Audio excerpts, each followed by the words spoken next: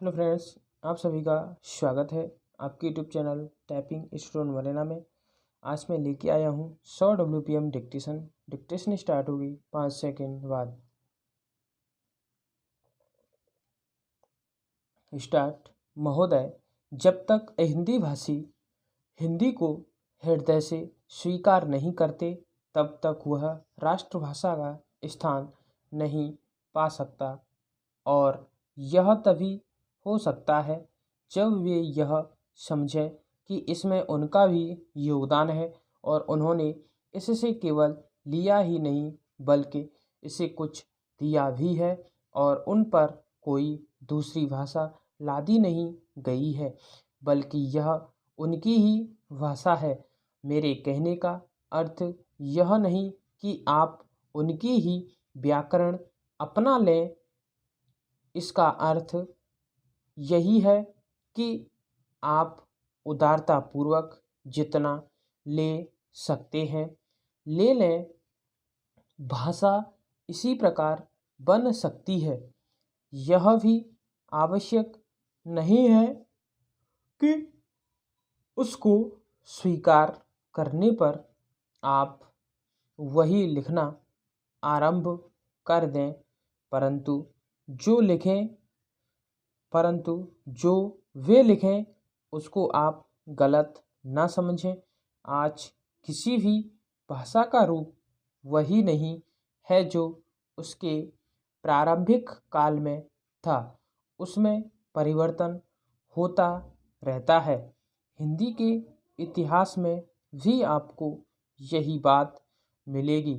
मैं हिंदी का कोई विद्वान नहीं हूँ, पर मैं अपने अनुभव से कह सकता हूँ कि उसमें भी पिछले 500 वर्षों में बहुत अंतर पड़ा है तथा पहले की और आज की हिंदी में काफ़ी अंतर है।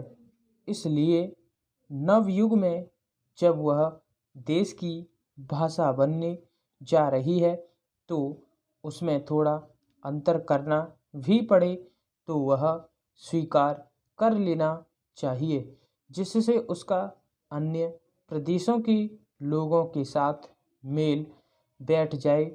कई हिंदी भाषी लोगों ने भी हिंदी की काफ़ी सेवा की है। आपके राज्यपाल महोदय हिंदी भाषी हैं और इन्होंने अपनी भाषा की बड़ी सेवा की है। यह भी हिंदी के पक्ष में थे और इन्होंने बड़ा योग दिया, जिसके कारण हम संविधान सभा में सफल हो सके। इनका भी यही विचार है जो मेरा है। मैं चाहता हूँ कि इनको भी हिंदी की सेवा करने का अवसर दिया जाना चाहिए। उसका फल हिंदी के लिए और देश के लिए अच्छा ही होगा। पैरास्टार्ट। मानपत्र में आपने संस्कृत के संबंध में कहा है। मैं मानता हूँ कि हमारे देश में संस्कृत का अध्ययन आवश्यक है, क्योंकि देश की सभी भाषाओं का स्रोत वही भाषा है। संस्कृत से हमारा संबंध अटूट है। इसकी पढ़ाई लिखाई कम हो गई है। यह हमारे लिए दुख की बात है। मैं आशा करता हूँ कि इसकी उन्नति होगी। स्टॉप। ताज़ा तरीन अपलोड्स की नोटिफिकेशन हासिल करने के लिए हमारे चैनल को सब्सक्राइब करें और साथ में दिए गए घंटी के निशान को दबाना ना भूलें।